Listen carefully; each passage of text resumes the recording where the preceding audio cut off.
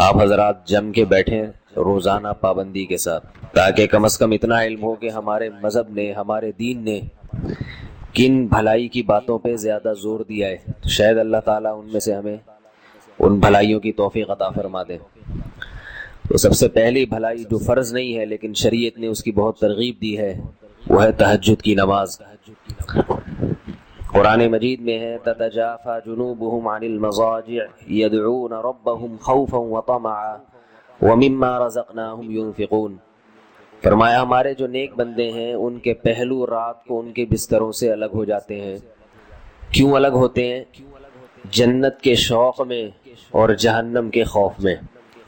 یعنی ہمارے نیک بندوں کو جنت کی لالچ اتنی ہے، جنت چیز ہی ایسی ہے، اللہ نے اس کو اتنا حسین اور مزین بنایا کہ جب وہ جنت کا تذکرہ قرآن مجید میں پڑھتے ہیں، سنتے ہیں، تو کیا کرتے ہیں کہ رات کے آخری حصے کو غنیمت سمجھتے ہیں اور اس میں اپنے رب کے سامنے کھڑے ہو کر یدعون ربہم، رب کو پکارتے ہیں، خوفا و طمعا، جہنم کے خوف سے اور جنت کی لالچ میں۔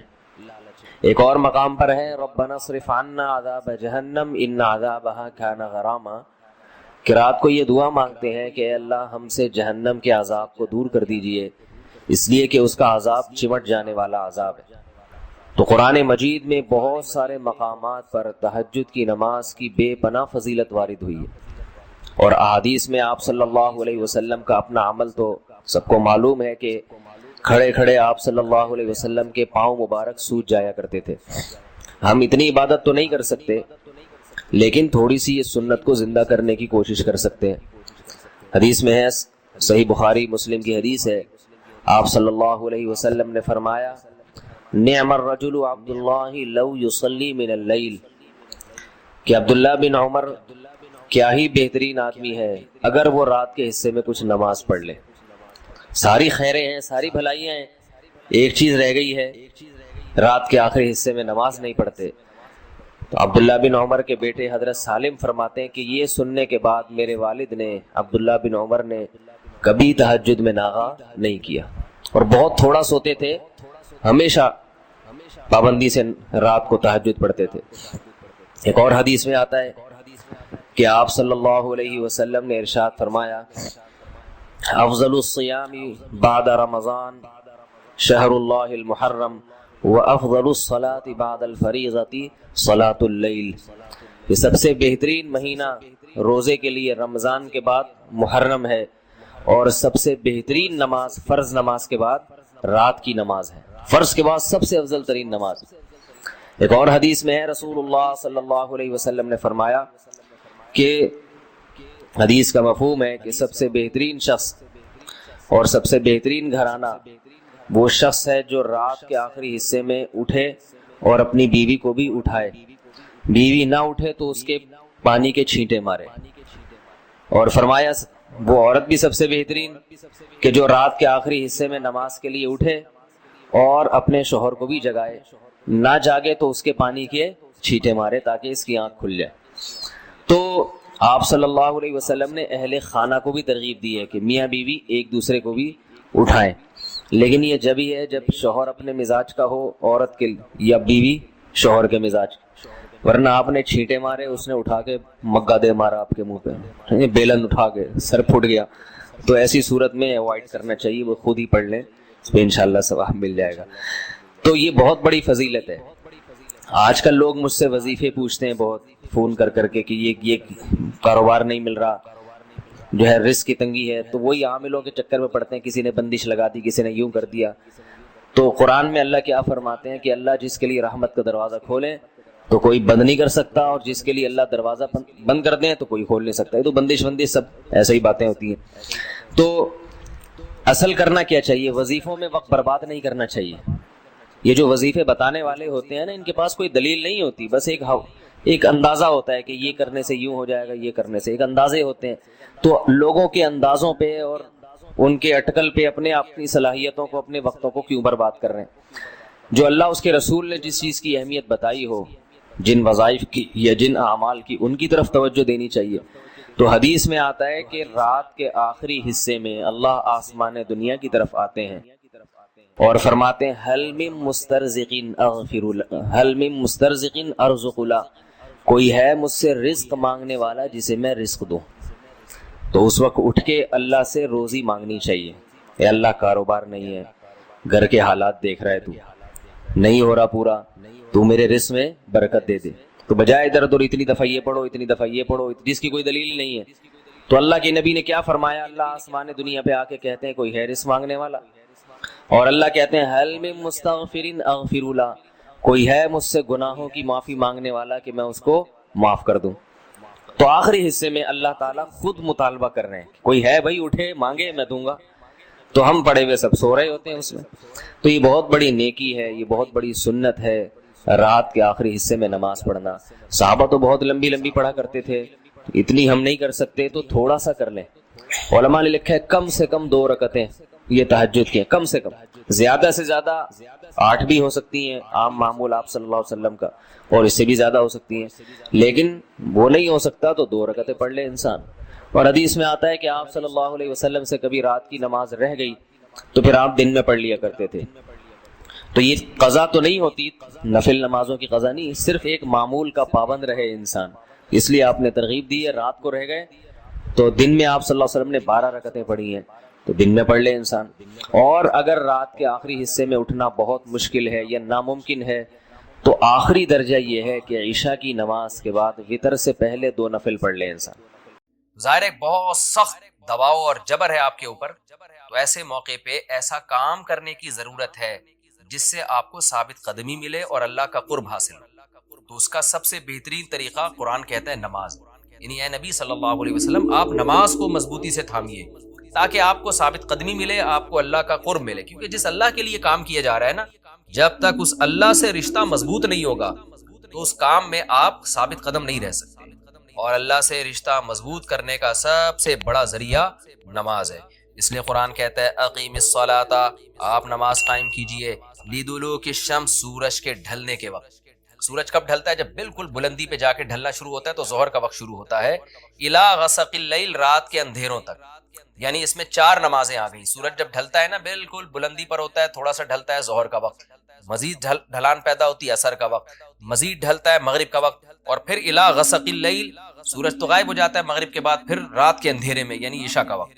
وقرآن الفجر، اور فجر کے وقت میں، فجر کی تلاوت کے وقت میں. تو قرآن میں اشارہ کر دیا کہ اصل تلاوت کا وقت ہے ہی فجر کا.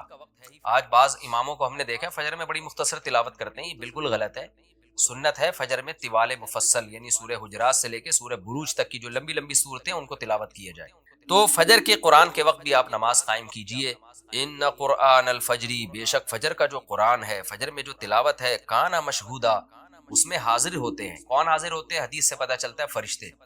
فجر کا وقت اتنا مبارک وقت ہے جب اس میں امام صاحب قرات کرتے ہیں اور لوگ ہاتھ باندھ کے پیچھے امام کی قرات سنتے ہیں، ایک خاص سکینت نازل ہوتی ہے اللہ کی طرف سے، اور فرشتے بھی اس تلاوت میں نازل ہوتے ہیں. صحیح حدیث سے یہ بات ثابت ہے کہ فرشتے جو تبدیل ہوتے ہیں نا، ان کے آنے جانے کا وقت اور فجر اور عصر میں ہے.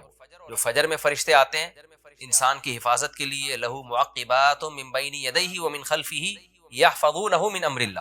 بہت ساری مخلوق اس کائنات میں ایسی ہے جہاں تک سائنس نہیں پہنچی، اور ہو سکتا ہے قیامت تک پہنچ ہی نہ سکے. وہ انسان کی عقل سے بالاتر ہے وہ مخلوق، اور یہ بھی ممکن ہے پہنچ جائے سائنس ترقی کر کے. وہ مخلوق انسان کو نقصان پہنچانے کی کوشش کرتی ہے. تو اس مخلوق سے بچانے کے لیے، جن میں جنات ہیں سر فہرست، ان سے بچانے کے لیے اللہ نے فرشتوں کا انتظام کیا ہے. تو حدیث میں آتا ہے صبح و شام، قرآن سے بھی یہ بات ثابت ہے، صبح و شام فرشتوں کی باریاں چینج ہوتی ہیں اور وہ ہماری حفاظت کے لیے اللہ کی طرف سے متعین ہوتے ہیں. تو ان کی جو حاضری ہے ان فرشتوں کی، وہ فجر کے وقت میں ہوتی ہے. اور یہ بھی حدیث سے ثابت ہے کہ بہت سے فرشتے صرف تلاوت سننے کے لیے زمین پہ اترتے ہیں. تہجد کے بارے میں حدیث میں آتا ہے کہ جب کوئی شخص تہجد میں قرآن کی تلاوت کرتا ہے تو فرشتے آنا شروع ہوتے ہیں اور اس کے جو ہے نا لبوں پہ اپنے منہ کو رکھ لیتے ہیں اس کی تلاوت کو چکھنے کے لیے. اتنا فرشتوں کو لطف محسوس ہوتا ہے تہجد کی تلاوت میں. اور پھر وہ تانتا بناتے بناتے جو ہے نا ایک دوسرے پہ سوار ہوتے ہوتے آسمان کی بلندیوں تک پہنچ جاتے ہیں. تو فجر کی نماز میں بھی یہ فضیلت ہے. تو آگے اللہ فرماتے ہیں کہ اللہ نے فجر کی نماز کی فضیلت کو بیان کیا. آگے اللہ فرماتے ہیں وَمِنَ اللَّيْلِ، یہ تو 5 نمازیں ہو گئیں، یہ تو ساری امت پہ فرض ہیں، لیکن رات کے کچھ حصے میں فَتَہَجَّدْ بِهِ کا مطلب اس حصے میں آپ نے تہجد پڑھنی ہے نافلۃ لک، اے محمد صلی اللہ علیہ وسلم، یہ آپ کے لیے اضافہ ہے. کیا مطلب؟ یا تو نبی صلی اللہ علیہ وسلم پہ 6 نمازیں فرض تھیں، یعنی 5 فرض کے علاوہ تہجد بھی فرض تھی، تو اس لیے قرآن نے کہہ دیا کہ امت پہ تو 5 فرض ہیں نافلۃ لک، لیکن یہ تہجد آپ کے لیے اضافی ہے، یعنی آپ پر 6 نمازیں فرض ہیں۔ ایک مطلب تو یہ بھی ہو سکتا ہے، اور جو علماء اس کے قائل ہیں کہ نہیں نبی پر تہجد فرض نہیں تھی، تو ان کے نزدیک اس آیت کی تفسیر یہ ہوگی کہ یہ آپ کے لیے ایک اضافہ ہے اللہ کے قرب حاصل کرنے کا، یعنی 5 نمازیں تو پڑھنی ہی پڑھنی ہے، لیکن آپ اللہ کے قرب کے لیے ایک اضافی چیز بھی آپ کو دی جا رہی ہے تاکہ آپ کے درجات اور زیادہ بلند ہو۔ تو ایسی صورت میں یہ صرف نبی کے ساتھ خاص نہیں ہے، کیونکہ خطاب نبی سے چل رہا ہے، اس لیے اللہ نے کہہ دیا آپ کے لیے اضافہ، ورنہ حقیقت میں پوری امت کے لیے یہ اضافہ ہے۔ آگے اللہ فرماتے ہیں عسیٰ ان یبعثک ربک، امید ہے کہ آپ کو آپ کا رب پہنچا دے مقام محمود تک۔ یہ مقام محمود کیا ہے؟ شفاعت کبریٰ، یعنی تمام پیغمبر نبی کے پاس آئیں گے کہ آپ سفارش سے آغاز کریں، یعنی سفارش کا آغاز آپ سے ہوگا، پھر آپ صلی اللہ علیہ وسلم سفارش کریں گے۔ تو یہ ایک سب سے اونچا مقام ہے جو اللہ قیامت کے دن رسول اللہ صلی اللہ علیہ وسلم کو دے گا، اور جس سے آپ کی تمام پیغمبروں پر فضیلت ثابت ہو جائے گی کہ جب تک آپ کی طرف سے شفاعت کی ابتدا نہیں ہوگی کوئی اور پیغمبر سفارش نہیں کریں گے۔ تو اللہ نبی صلی اللہ علیہ وسلم کو تسلیاں دے رہا ہے کہ یہ مشرکین کا جو آپ کے اوپر بے پناہ دباؤ ہے، جبر ہے، آپ اس میں تسلی رکھیے، آپ نماز قائم کریں اور تہجد کی پابندی کریں، اللہ نے آپ کو بہت بڑا آگے چل کے مقام دینا ہے۔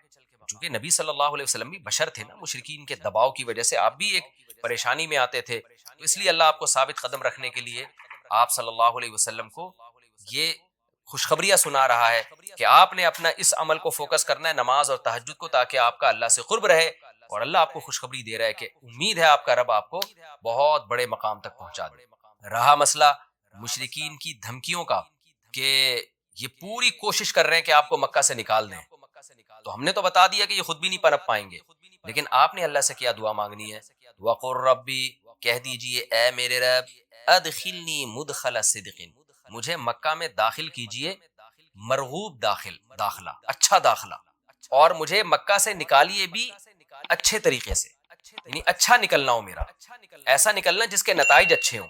اس میں اشارہ ہے کہ آپ صلی اللہ علیہ وسلم کو مکہ سے نکالنے پر مجبور کیا جائے گا، اور ایک وقت آئے گا کہ آپ مکہ سے نکلیں گے۔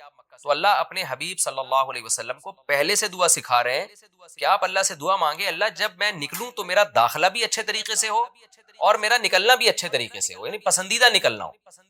سوال پیدا ہوتا ہے نکلنے کا عمل تو پہلے ہے اور مکہ میں داخلے کا عمل بعد میں، تو نکلنے کا تذکرہ پہلے ہونا چاہیے کہ اللہ مکہ سے مجھے اچھی طریقے سے نکال، اور مکہ میں مجھے داخل بھی اچھے طریقے سے کرنا، تو داخلے کا تذکرہ پہلے کیوں؟ اس میں بلاغت کا ایک نقطہ ہے کہ پیغمبر کا بنیادی مقصد وہ ہدف ہے جو پیغمبر دنیا میں لے کے آئے ہیں، تو اس کی آغاز تو مکہ سے کرنا ہے جس میں آپ کو بھیجا گیا، جو ابراہیم علیہ السلام کا شہر ہے، جہاں بیت اللہ ہے، اسلام کا مرکز تو اس جگہ سے بننا ہے، تو اس جگہ سے اگر نکالنا ہی مقصد ہے تو یہ جگہ تو رہ گئی نا پھر جو ابراہیم علیہ السلام کا مرکز اور ابراہیم علیہ السلام کی دعائیں تھیں، تو اس لیے اصل مقصد تو یہ کہ مکہ میں داخل میں اچھے طریقے سے ہوں، جو پیغمبر کا مقصد تھا دنیا میں آنے کا، مکہ فتح کر کے داخل ہوں، یہاں مجھے غلبہ ملے، اور یہاں میرا جب داخلہ تو ایسا داخلہ جس کو میں پسند کروں، یہ جو ابھی میں مکہ میں کہیں سفر سے جا کے واپس آتا ہوں، یہ داخلہ وہ داخلہ نہیں ہے جو میں چاہتا ہوں۔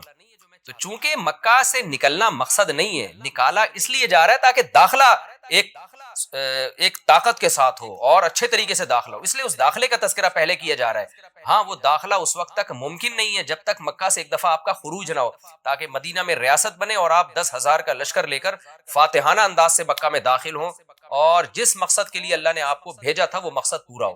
وہ مقصد نکلے بغیر پورا ہو نہیں سکتا، اس لیے نکلنے کا تذکرہ کر دیا، ورنہ اصل مقصد تو یہ ہے کہ اللہ میں مکہ سے نکلنا نہیں چاہتا، میں مکہ میں داخلہ چاہتا ہوں۔ داخلہ ایسا ہونا چاہیے مدخل صدق، سچا مرغوب داخلہ ہونا چاہیے۔ چنانچہ اللہ نے آپ کی دعا قبول کی، اور جب نبی مکہ میں داخل ہوئے نکلنے کے بعد، تو کیسا بہترین آپ نے کا داخلہ ہوا کہ 10,000 کا لشکر لے کر آپ گئے، اور مشرکین مکہ آپ سے معافی کی بھیک مانگ رہے تھے۔ یہ مکی آیتیں اس وقت تو ظلم کے پہاڑ توڑے جا رہے تھے، لیکن پیغمبر سے اس طرح کی دعائیں کروائی جا رہی تھیں، وَأَخْرِجْنِي مُخْرَجَ صِدْقٍ، اور اللہ مرغوب نکلنا ہو، یعنی جب میں نکلوں تو بھی میرا اچھا ٹھکانہ ہو۔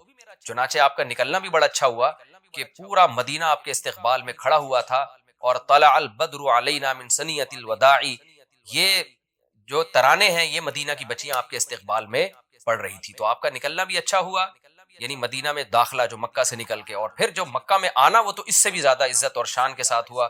وَاجْعَلْ لِي مِن لَّدُنْكَ سُلْطَانًا نَصِيرًا، اور اللہ تو بنا دے میرے لیے اپنے پاس سے زبردست طاقت جس میں میری مدد ہو، غلبہ دے دے مجھے مشرکین پر۔ یہ بھی مستقبل کی دعا ہے جو ان حالات میں نبی سے منگوائی جا رہی ہے، اور اللہ نے آپ کی ساری دعاؤں کو قبول کیا۔ سلطان نصیر بھی دے دیا آپ کو، غلبہ بھی دے دیا مکہ پہ، ایسا غلبہ جس میں اللہ کی مدد تھی، اور وہ کمزور غلبہ نہیں تھا۔ طاقتور غلبے کو سلطان کہا جاتا ہے۔ اور مدینہ میں جانا بھی آپ کا پسندیدہ ہوا، اور مکہ میں آنا بھی آپ کا پسندیدہ ہوا۔ اور اے نبی آپ یہ بھی کہہ دیجئے جاء الحق، حق آ چکا ہے، وزہق الباطل، اور باطل فنا ہو چکا ہے۔ حالانکہ جس وقت یہ دعا منگوائی جا رہی تھی باطل فنا نہیں ہوا تھا، لیکن ماضی سے جب کسی چیز کو تعبیر کیا جاتا ہے تو یہ بتانے کے لیے گویا یہ کام ہو چکا ہے، حالانکہ ہوا نہیں، ہوگا۔ لیکن نبی کی زبان سے نکلوایا جا رہا ہے کہ آپ مشرکین میں اعلان کر دیں کہ بس یہ کام ہو چکا ہے، حق آ گیا، باطل ختم، اور یعنی ہوگا تو فیوچر میں، لیکن گویا ابھی ہو چکا ہے۔ اتنا یقینی ہے کہ میں تمہیں اس کی پہلے سے خبر دے چکا ہوں کہ باطل اب پنپنے نہیں پائے گا، کیونکہ حق اب آ چکا ہے۔ ان الباطل کان زہوقا، اور باطل تو ہے ہی فنا ہونے والی چیز، جب حق آتا ہے تو باطل فنا ہو جاتا ہے۔ نبی صلی اللہ علیہ وسلم جب مکہ مکرمہ میں داخل ہوئے نا، تو آپ بتوں کو چھڑیوں سے گراتے تھے، چھڑی سے مکہ میں داخل ہو کے 360 بت کو ایک ایک کر کے چھڑی مارتے تھے، اور وہ بت الٹے لڑکتے تھے۔ تو آپ اس موقع پر یہ آیت پڑھ رہے تھے کہ جاء الحق وزہق الباطل ان الباطل کان زہوقا۔ کیا کیفیات بنتی ہوں گی صحابہ کی اور پیغمبر کی اس وقت کہ جو خوشخبری ان کو 13 سال پہلے دی گئی تھی، کئی سال پہلے دی گئی تھی، اور یقینی دی گئی تھی کہ یہ ہو چکا، تو اللہ نے اپنی آنکھوں سے دکھا دیا کہ کیسے بتوں کو بیت اللہ سے نکالا جا رہا ہے، اور اللہ کے گھر کو کیسے شرک سے پاک کیا جا رہا ہے۔ وَنُنَزِّلُ مِنَ الْقُرْآنِ مَا هُوَ شِفَاءٌ وَرَحْمَةٌ لِّلْمُؤْمِنِينَ، اور قرآن کہہ رہے ہیں ہم قرآن نازل کرتے ہیں جس میں مومنین کے لیے شفا ہے۔ یعنی اے نبی آپ کی تسلی کے لیے اور بھی ہم بتائیں آپ کو کہ ہم یہ جو آیتیں نازل کر رہے ہیں نا، اس میں مومنین کو بھی شفا مل رہی ہے، ان کی اصلاح ہو رہی ہے شرک سے اور برے عقیدوں سے، اور مسلمانوں کے لیے یہ رحمت ہے، ان کو تسلیاں بھی مل رہی ہیں۔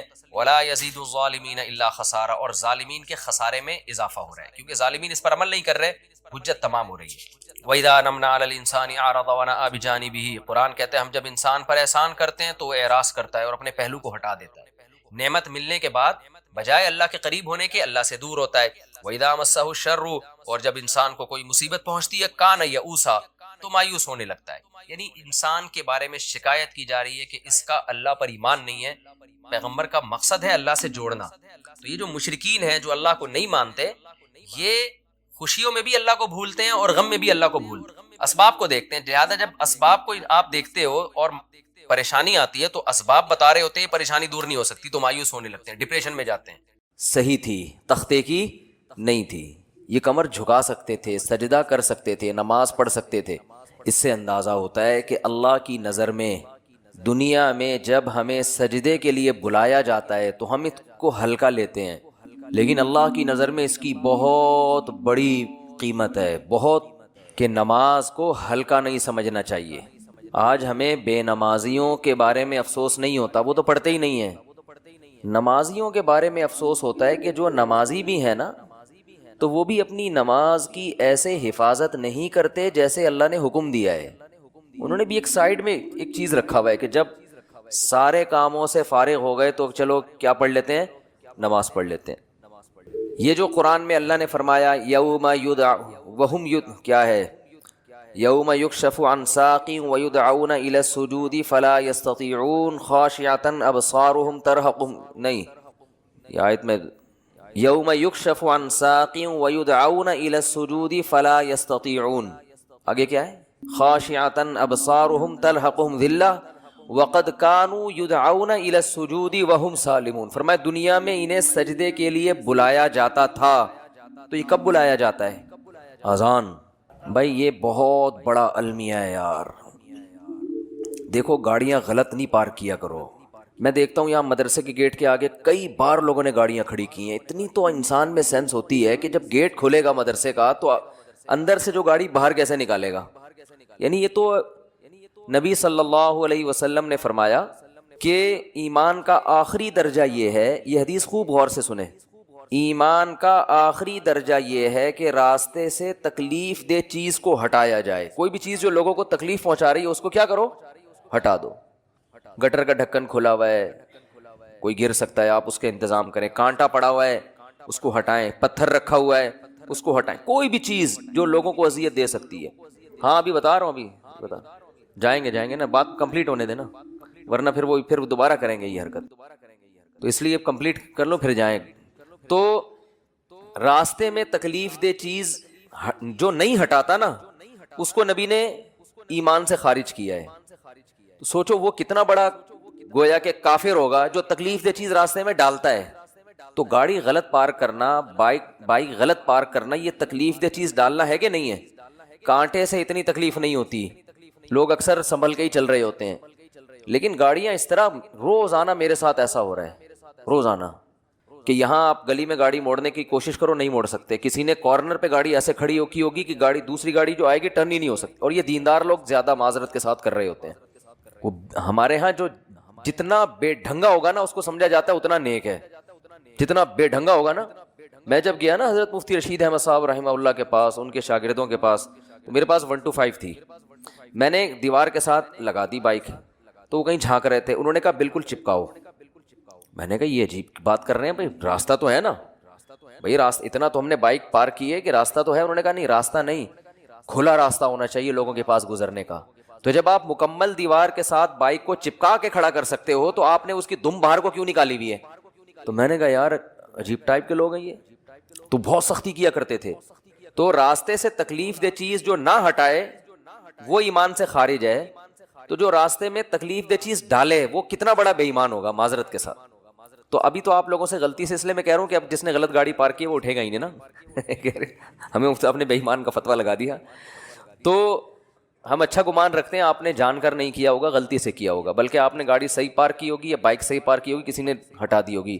تو جن نے غلط پارک کی ہے جا کے ذرا گلی کھولے، جا کے اڑ جائیں. ہم لوگ دیکھ بھی نہیں رہے، آنکھیں بند کر لو بھائی، ہم نہیں دیکھ رہے. شاباش شاباش. اور آئندہ اس سے توبہ کریں. تو پیچھے سے تو دیکھ سکتے ہیں نا. تو بائکیں جو ہے نا بالکل چپکا کے کھڑی کیا کریں دیوار سے، اور گاڑی بھی. اور گاڑی تو سامنے روڈ پہ کھڑی کرتے ہیں. ابھی کیمرے لگے ہوئے ہیں الحمدللہ چاروں طرف، ہم نے ٹھیک ٹھاک سیکیورٹی کا انتظام کیا ہوا ہے جو اسباب کی دنیا میں. تو چور بھی انشاءاللہ بھاگے گا نہیں، کہیں بھی پکڑا جائے گا. اور یہاں بھی کیمرے لگے ہوئے، وہ دیکھو وہ بھی لگا ہوا ہے، یہ بھی لگا ہوا ہے، دیکھ رہے ہیں. تو کسی کی جیب میں ہاتھ ڈالنے سے پہلے، کیونکہ جیب کترے بھی ہیں یہاں پہ، ان کو پتہ ہی نہیں ہوتا کہ کیمرہ لگا ہوا ہے. تو ہر طرح کیمرے لگے ہوئے ہیں جو ایک ظاہری اسباب ہو سکتے ہیں. اور سیکیورٹی گارڈ بھی بیٹھے ہوئے ہیں. کچھ سیکیورٹی گارڈ تو آپ کو وردی میں جو نظر آ رہے ہیں نا، اسلحہ کھلا لے کے گھوم رہے ہیں، کچھ یہیں بھی بیٹھے ہوئے ہوتے ہیں، سمجھ رہے ہو. تو آپ میں سے کسی کو نہیں پتا ہے کہ ادھر کس کی پینٹ میں کیا رکھا ہوا ہے اور کس کی شلوار میں کیا رکھا ہوا ہے. تو خیر بات کیا چل رہی تھی؟ بات چل رہی تھی نماز. ہو سکتا ہے میرے بھی آواز بھی اسلحہ لگایا وہ میں نے. تو ہم بھی اتنے نیک نہیں ہیں جتنا آپ سمجھتے ہو ہم کو، سمجھ رہے ہو نا. نیک سے مراد جو بالکل ہی بیوقوف لوگ سمجھتے ہیں نا. تو باقی یہ کہ اسباب کی دنیا میں انسان احتیاط کرتا ہے. باقی وہ بہاری لوگ کہتے ہیں کہ جب انسان کی موت آتی ہے تو اونٹ پہ بیٹھے ہوئے آدمی کو بھی کتا کاٹ لیتا ہے. تو وہ اللہ نے جب تک زندگی دینی ہے دے گا، جب اٹھانا ہوگا تو ویسے ہی اٹھا لے گا اللہ تعالیٰ. پھر تو سب کچھ ہو سکتا ہے نا. تو ایک ظاہری لحاظ سے جو کچھ ہو سکتا ہے وہ کرتا ہے انسان. باقی اللہ چاہے گا تو وہ سب کچھ ہو سکتا ہے. ایک چھوٹا سا مچھر انسان کو مار سکتا ہے، تو ایک چھوٹی سی گولی مار سکتی ہے انسان کو، کچھ بھی ہو سکتا ہے. خیر تو بات یہ چل رہی تھی کہ اللہ نے فرمایا جب ان کو دنیا میں سجدے کے لیے بلایا جاتا تھا تو یہ نہیں آتے تھے. تو جو اللہ جب بلاتے ہیں اس بلانے کو کیا کہا جاتا ہے؟ اذان. اذان بڑی زبردست چیز ہے. مجھے تو حقیقت بتاؤں، جو میرے جیسا نالائق جو نماز کی ٹوٹی پھوٹی اہمیت اللہ نے ہمارے دل میں پیدا کی نا، وہ اذان کی وجہ سے. کہ اللہ کو نماز سے اتنی محبت ہے، اتنی محبت ہے، اتنی محبت ہے کہ ہر دفعہ پوری تقریر مؤذن سے کہلوائی جاتی ہے. دیکھو جب بھی کسی چیز کی طرف آپ لوگوں کو بلاتے ہیں، اگر وہ کام بار بار ہو رہا ہے نا، ایک دفعہ ہوگا تو آپ اناؤنسمنٹ کرتے ہیں، بار بار ہو رہا ہے تو ایک دفعہ کی اناؤنسمنٹ کافی ہوتی ہے. ایک دفعہ کی، جیسے آپ کی جب جاب لگتی ہے تو آپ کا باس آپ کو ایک دفعہ بتا دیتا ہے کہ بھئی 8 بجے سے ٹائم شروع ہوگا اور شام 4 یا 5 یا 8 بجے تک آپ کی ایک دفعہ اناؤنسمنٹ کیا ہے، بولو نا، کافی ہے، بس بتا دیا بھائی، سگنیچر لے لیے کہ بھئی یہ ٹائمنگ ہے. یہ 9 بجے عام طور پہ دفتر میں 9 بجے کا ٹائم ہوتا ہے، اور گورنمنٹ کے جو دفتر ہیں 3:30 پونے 4 بجے کا ٹائم ہوتا ہے اس میں شام کو. چھٹی کا ٹائم 4 بجے، پونے 4 بجے حاضری ہوگی اور 4 بجے. بعض دفعہ تو آنے کا ٹائم 4 بجے ہوتا ہے، جانے کا صبح 9 بجے ہوتا ہے واپس، یعنی الٹا بھی چل رہا ہوتا ہے. جو پریکٹیکلی ہو رہا ہے نا کہ اس ٹائم پر آئے کہ جب جانے کا ٹائم گزر چکا تھا، ٹھیک ہے نا. 4 بجے جانے کا ٹائم تھا، 5 بجے پہنچ رہے ہیں. تو گورنمنٹ میں اللہ کا شکر ہے بہت ساری ہمارے ہاں سہولتیں ہیں الحمدللہ. تو ابھی بات سے بات نکلتی ہے، چھوڑو اس کو یار. بات تو سردے کی چل رہی تھی نا. تو اللہ تعالیٰ نے، ہاں میں یہ عرض کر رہا تھا کہ آپ کو ایک دفعہ بتا دیا جاتا ہے بھائی یہ ٹائم ہے، اس پہ آ جانا. اب یہ تو نہیں ہوتا کہ جب 8 بجیں گے یا 9 بجے کا ٹائم آفس میں دیا ہے تو باس آپ کو فون کر کے بتا رہا ہوں آ جاؤ ٹائم ہو گیا ہے. کبھی ہوتا ہے ایسے؟ نہیں ہوتا نا. کیوں نہیں ہوتا؟ ان کو پتہ ہے خود آئے گا. اس لیے کہ کیا ملتا ہے سال کے آخر میں؟ روکھڑا ملتا ہے. روکھڑا ملے گا تو سارے کام ہوں گے، عزت بھی ملے گی، ترقی ہوگی آپ کی. دیکھا جاتا ہے نا پرائیویٹ اداروں میں، تو دیکھا جاتا ہے، گورنمنٹ میں دیکھا جانا چاہیے کہ یہ اس کی حاضریاں کتنی ہیں اور کتنا کس نے کام کیا ہے. لہذا ان کو موٹیویٹ کرنے کے لیے آپ کو بار بار اناؤنسمنٹ کی ضرورت نہیں ہے. بار بار اناؤنسمنٹ کی ضرورت نہیں. ایک دفعہ اعلان دوبارہ کریں گے تو آپ ان کو بیوقوف بولو گے، یار بس سر آپ نے بتا دیا نا 9 بجے کا ٹائم ہے، بس کیا ہے بار بار بھونپو لے کے گھر پہنچ جاتے ہو ہیں، لاؤڈ اسپیکر لے کے میرے دروازے پہ کھڑے ہو 9 بج گئے ہیں. یہ جو سحری جگانے والے آتے ہیں نا، مجھے ان سے اسی وجہ سے الرجی ہے. او بھائی ہمیں پتہ ہے یار سب کو، جس نے روزہ رکھنا ہے وہ اٹھ جائے گا. اب وہ پھر وہ جو گھومنا شروع کرتے ہیں محلے پڑوس میں، ایک گھر کا نمبر رات 2 بجے آ رہا ہے، دوسرے کا نمبر رات 4 بجے آ رہا ہے. سحری کا ٹائم 4 بجے شروع ہو رہا ہے تو 2 بجے ان کو کیوں اٹھا رہے ہو؟ یہ تو ایک بس عجیب سی ایک حساب کتاب ہے.